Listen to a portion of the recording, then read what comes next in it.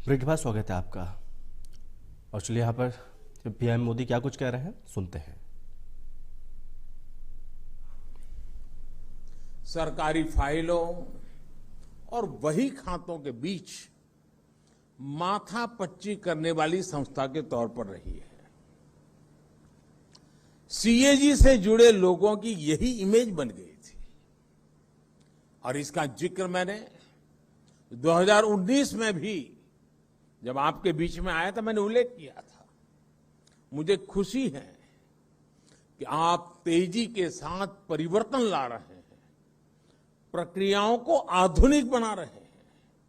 आज आप advance analytic tools इस्तेमाल कर रहे हैं, जियो स्पेशियल डेटा और सैटेलाइट इमेजरी का इस्तेमाल कर रहे हैं।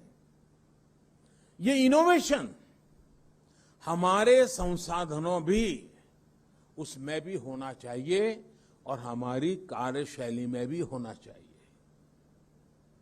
मुझे बताया गया है कि आपने प्रिलिमिनरी फाइंडिंग्स को फील्ड ऑडिट से पहले ही डिपार्टमेंट के साथ शेयर करना शुरू किया है। ये एक हेल्दी प्रैक्टिस है।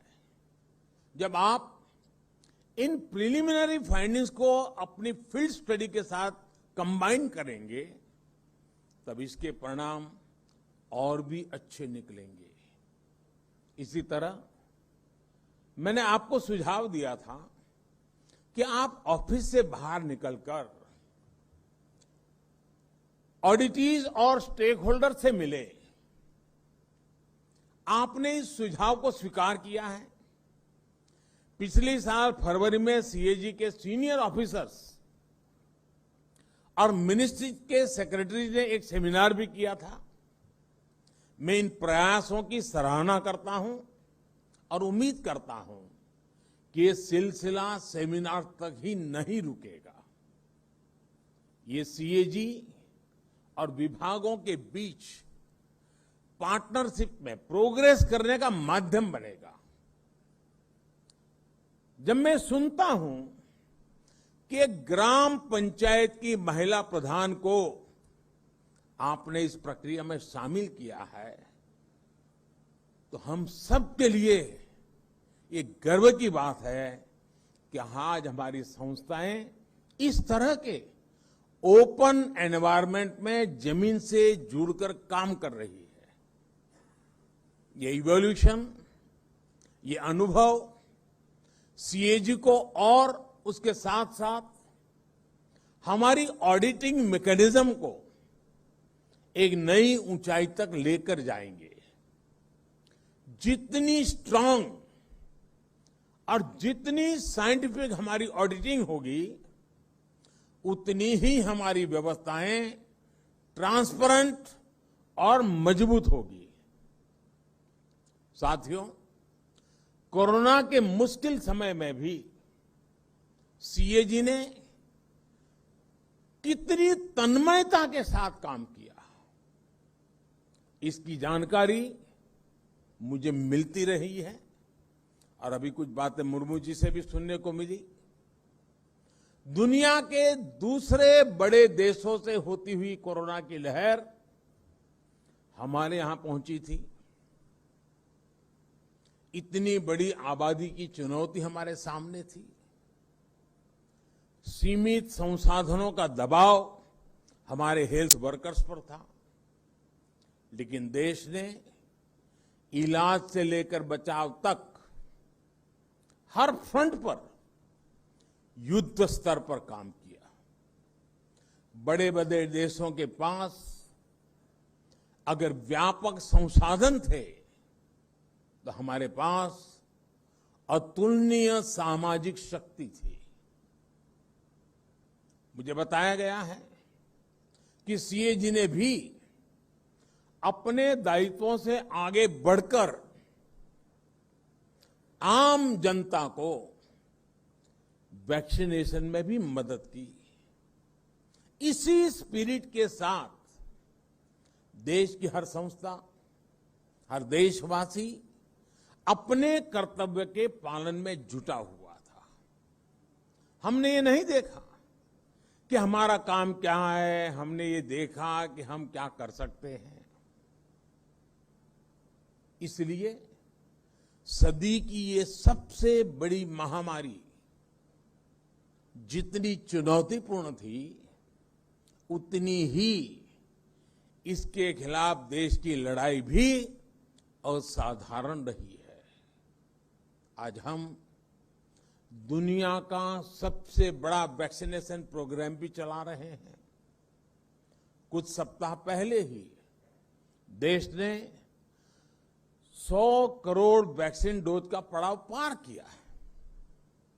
मैं चाहूंगा कि अपने रूटीन कामकाज के साथ साथ सीए जी महामारी के खिलाफ देश की इस लड़ाई के दौरान जो अच्छी प्रैक्टिसेस डेवलप हुई है, उनका अध्ययन करें।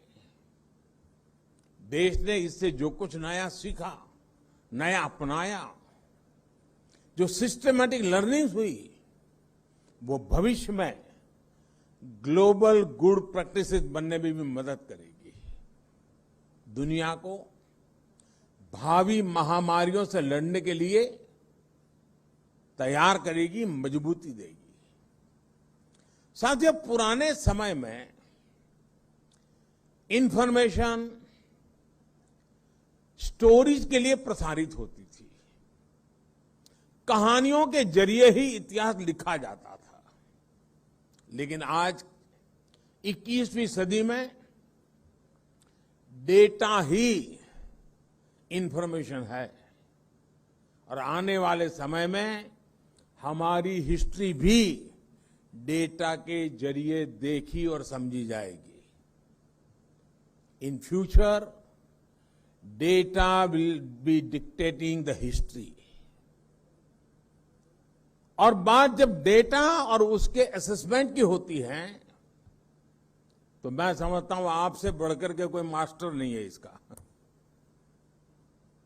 इसलिए आज आजादी के अमृत महोत्सव में देश जो प्रयास कर रहा है, जिन लक्ष्यों को लेकर आगे बढ़ रहा है, भविष्य में जब देश के इन प्रयासों का, इस कालखंड का आकलन किया जाएगा, तो आपका काम, आपके दस्तावेज उसका एक प्रामाणिक आधार बनेंगे। जैसे आज हम अपने स्वाधीनता संग्राम से जुड़े इतिहास को देखते हैं, उससे प्रेरणा लेते हैं, वैसे ही जब देश आजादी के 100 साल पूरे करेगा, तो आपकी आज की स्टडी रिपोर्ट्स उस समय के भारत के लिए अपने इतिहास में झोंकने का, उससे सीखने का जरिया बन सकती है। साथियों, आज देश ऐसे कितने ही काम कर रहा है जो अपने आप में अप्रत्याशित भी हैं और अभूतपूर्व भी है। दुनिया के सबसे बड़े वैक्सीनेशन अभियान का जिक्र अभी जब मैं आपसे एक उदाहरण के तौर पर कर रहा था, इसी तरह आप अनेकानेक संकल्पों में लगे हुए देशवासियों के कितने ही प्रयासों को देख सकते हैं।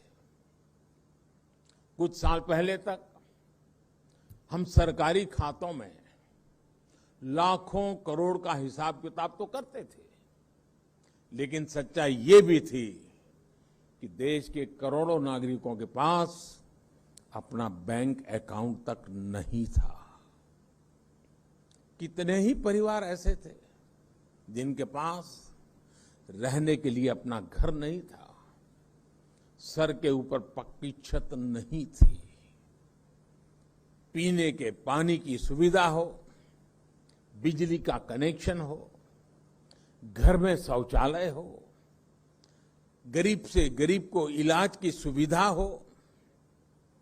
हमारे ही देश में करोड़ों लोगों के लिए ये बुनियादी जरूरतें लग्जरी हुआ करती थी।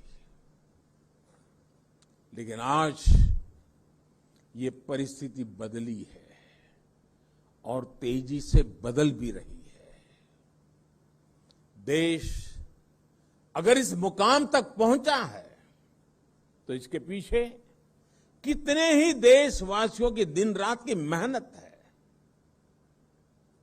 उनका कितना परिश्रम इसके पीछे लगा है। हमारे हेल्थ सेक्टर के लोग हो। चलिए वक्त एक छोटे से ब्रेक का, जल्द हाजिर होंगे।